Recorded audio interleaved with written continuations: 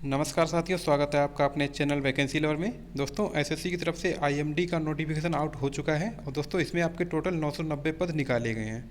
ठीक है दोस्तों, जिसमें एक आपकी जो पोस्ट रहने वाली है वो आपकी साइंटिफिक असिस्टेंट की पोस्ट है और दोस्तों ये लेवल 6 की जॉब है, जो कि बहुत ही प्रेस्टिजियस जॉब इसको बोल सकते हैं।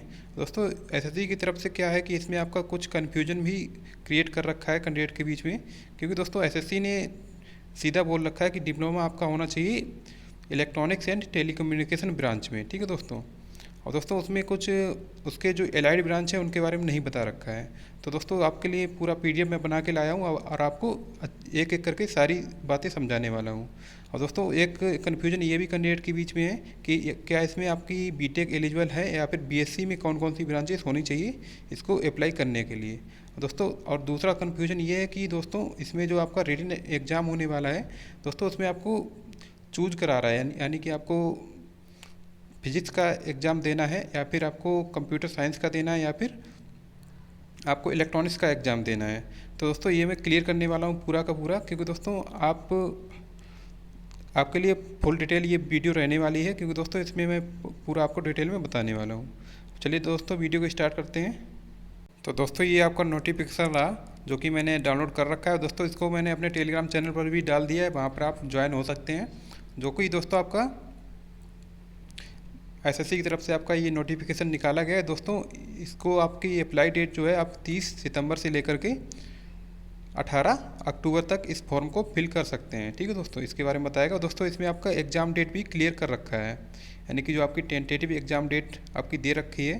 दोस्तों ये टेंटेटिव क्या है, ये आपको कन्फर्म एग्ज़ाम डेट है, क्योंकि दोस्तों अभी आपको पता है कि एसएससी की सारी परीक्षाएं नियत समय पर ही हो रही हैं। तो दोस्तों आपका ये एग्ज़ाम दिसंबर में ही हो जाएगा।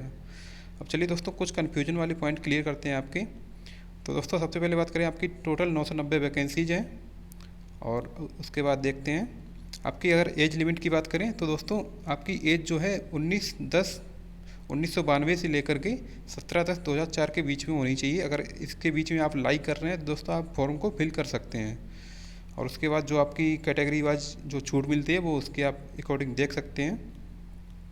दोस्तों सबसे पहले मतलब जो आपका कन्फ्यूजन बन रहा है वो दोस्तों आपका एजुकेशन क्वालिफिकेशन के रिगार्डिंग कन्फ्यूजन बहुत ज़्यादा कैंडिडेट के बीच में क्रिएट हो रखा है। दोस्तों अब बात करते हैं इसेंशियल एजुकेशन क्वालिफिकेशन के बारे में। तो दोस्तों ये जो आपकी क्वालिफिकेशन है वो आपकी 18/10/2022 तक, यानी कि इस 18 अक्टूबर तक आपके पास फाइनल की आपके पास सर्टिफिकेट या फिर जो आपकी डिग्री वगैरह होती है वो आपके पास होनी चाहिए, यानी कि 18/10/2022 से पहले तक आपका कोर्स कंप्लीट हो जाना चाहिए।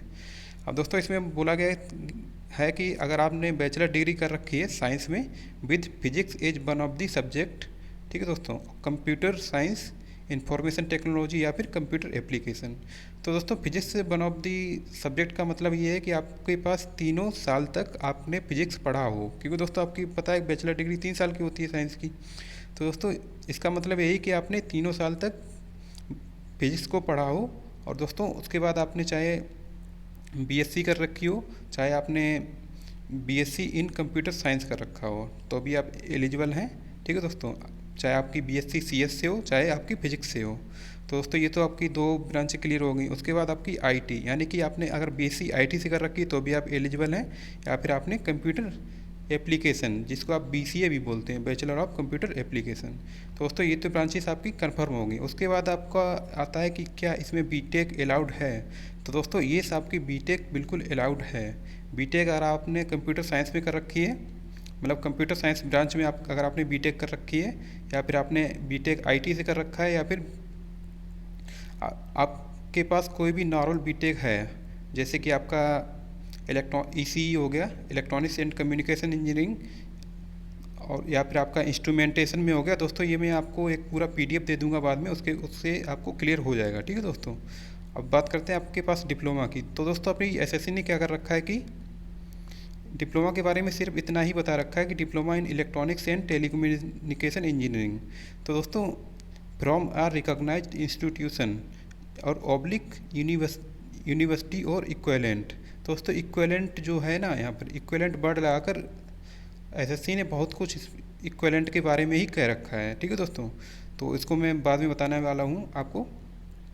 सबसे पहला इसमें आपका नोट 1 ये कह रहा है कि the qualifying degree of diploma referred एवब should be 60% mark of, मतलब आपका चाहे डिग्री हो चाहे डिप्लोमा, वो आपको पास 60% मार्क मिनिमम तो होने ही चाहिए, या फिर अगर आपका CGPA वाला सिस्टम है तो दोस्तों 6.75 CGPA आपकी होनी चाहिए। ठीक है दोस्तों, ये तो 2 पॉइंट आपके हो गए। और दोस्तों थर्ड ये कह रहा है कि द क्वालिफाइंग डिग्री और डिप्लोमा रिफर्ड एवं must be of 3 year duration after 10+2। तो दोस्तों आपने अगर 10th के बाद अगर आपने डिप्लोमा कर रखा है तो आप एलिजिबल नहीं हैं। ठीक है दोस्तों, अगर आपने 12th के बाद किया है तो आप एलिजिबल हैं, भले ही आपने लेटरल एंट्री से कर रखा हो। तो ये पॉइंट भी मैं क्लियर कर दे रहा हूँ कि अगर आपने लेटरल एंट्री से डिप्लोमा किया है 12th के बाद तो आप एलिजिबल हैं। ठीक है दोस्तों, अब हम चलते हैं। The applicant must passed 10+2 examination from a recognised board और university equivalent in science with physics and mathematics. दोस्तों इसका सीधा से यही मतलब है कि आपने 10+2 में फिजिक्स और मैथ पढ़ा हो, यानी कि आपने PCM से अपना 10+2 किया हो। दोस्तों क्योंकि काफ़ी कैंडिडेट हैं जो कि BCA कर लेते हैं, मतलब उन्होंने 12th में PCB ले रखा था, लेकिन दोस्तों वो BCA कर लेते हैं या फिर कंप्यूटर साइंस कर लेते हैं। तो दोस्तों यहाँ पर SSC ने क्लियर मेंशन कर दिया है कि आपके पास 12th में PCM होना चाहिए। अब दोस्तों बात करते हैं कौन कौन सी ब्रांचेस इसमें एलिजिबल हैं। तो दोस्तों बात करें एलिजिबल ब्रांचेस की, तो दोस्तों आपने फर्स्ट क्लास बैचलर डिग्री, चाहे आपने BTech किया हो चाहे आपने डिप्लोमा किया हो, दोस्तों आप क्लियर मेंशन कर लीजिए, चाहे आपने BTech किया हो चाहे डिप्लोमा।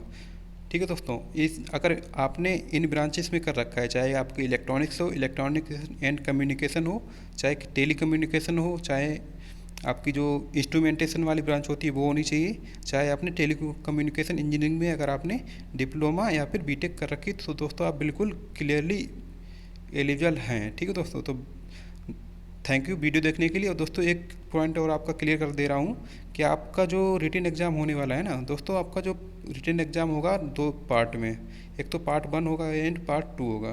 दोस्तों पार्ट 1 में तो आपका नॉर्मल सिलेबस है जो कि आपका CGL का होता है, उसी टाइप का सिलेबस है। दोस्तों पार्ट 2 जो आपका होने वाला है, एक तो फिजिक्स पूछा जाएगा, मतलब चाहे आप फिजिक्स चूज कर लीजिए, चाहे आप कंप्यूटर साइंस या फिर आप इलेक्ट्रॉनिक्स यानी कि ECE।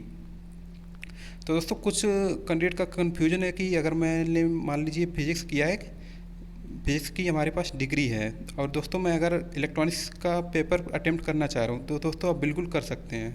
तो दोस्तों भर्ती बोर्ड ने इसके बारे में कोई भी मना नहीं किया। तो दोस्तों इससे एक पॉइंट ये भी निकल के आता है कि अगर आपने ECE से मान लीजिए आपने कोई BTech या डिप्लोमा कर रखा है, और दोस्तों आपका जो मतलब इंटरेस्ट है आपका फिजिक्स में पेपर देने का, तो दोस्तों बिल्कुल आप फिजिक्स में पेपर दे सकते हैं। तो दोस्तों उम्मीद है कि आपके सारे पॉइंट क्लियर हो गए होंगे। तो दोस्तों जल्दी से जाइए अपना फॉर्म को अप्लाई करिए। तो धन्यवाद दोस्तों वीडियो देखने के लिए।